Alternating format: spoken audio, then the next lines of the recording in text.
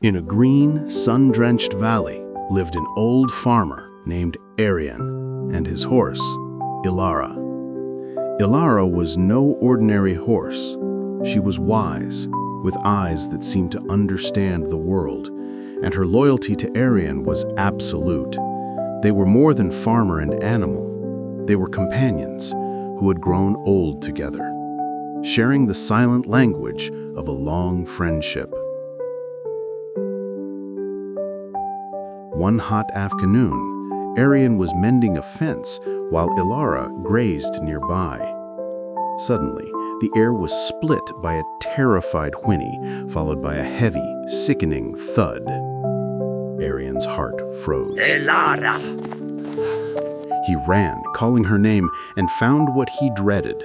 𝐒𝐼𝐿 had stumbled into an old, forgotten dry well at the edge of the field, a deep, dark pit hidden by overgrown weeds. Peering into the darkness, he could just make out her shape, trapped and trembling. Her cries echoed up from the well, filled with panic and pain.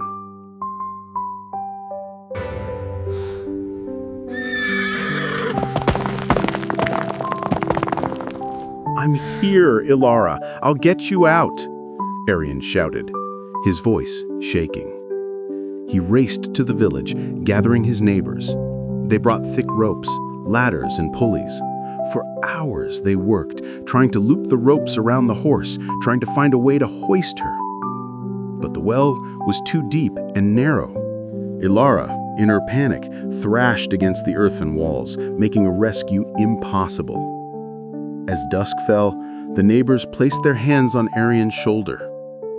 "There's nothing we can do," one said softly. "She's too far down." 𝐼𝐿 refused to give up. He sat by the well all night, listening to the heart-wrenching sounds of his friend. By morning, 𝐒𝐼�'s cries had weakened, turning into low, exhausted moans of suffering. The farmer's spirit broke. He could not bear to listen to his beloved companion suffer a slow, agonizing death from thirst and injury. With a heart heavier than any stone, he made the most terrible decision of his life.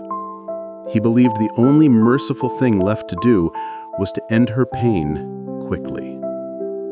He asked his neighbors to help him bury her. With tears streaming down his weathered cheeks, 𝐼𝐿 picked up the first shovel of dirt. He whispered, "Forgive me, old friend," and threw the soil into the well. The dirt hit 𝐒𝐼�'s back.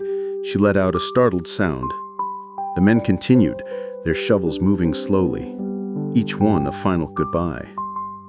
But after a few minutes, 𝐼𝐿 paused. The horse had fallen silent. The awful suffering sounds had stopped. Fearing the worst, yet needing to see, he crept to the edge and lit a lantern, lowering it into the darkness. What he saw made him gasp. 𝐒𝐼� was not being buried. She was not panicking. The clever horse was alive, and she was fighting.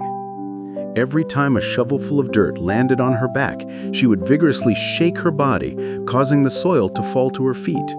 Then she would carefully, deliberately, stomp it down, packing it firm.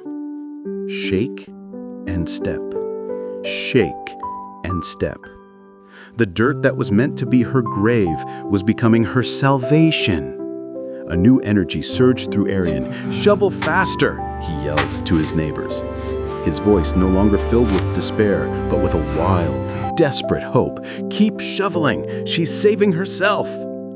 The men, catching his urgency, now worked with purpose, sending cascades of earth into the well. And down below, 𝐒𝐼� kept shaking, and she kept stepping. With every shovelful, the ground beneath her rose.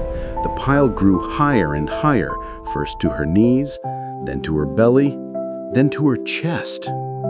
It took hours, but finally the packed earth was high enough.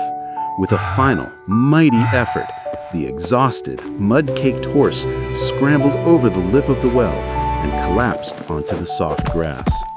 Breathing heavily, but undeniably alive, 𝐼𝐴Rion rushed to her, falling to his knees and hugging her neck, weeping with joy and shame. The very thing he intended to destroy his friend had, through her wisdom, become the tool of her escape. He had learned a profound lesson from his clever horse. In life, we will all have dirt shoveled on us. We will face problems, heartaches, and failures that threaten to bury us. We can choose to be crushed by the weight of it, or we can choose to do what 𝐒𝐿aRa did, shake it off and take a step up.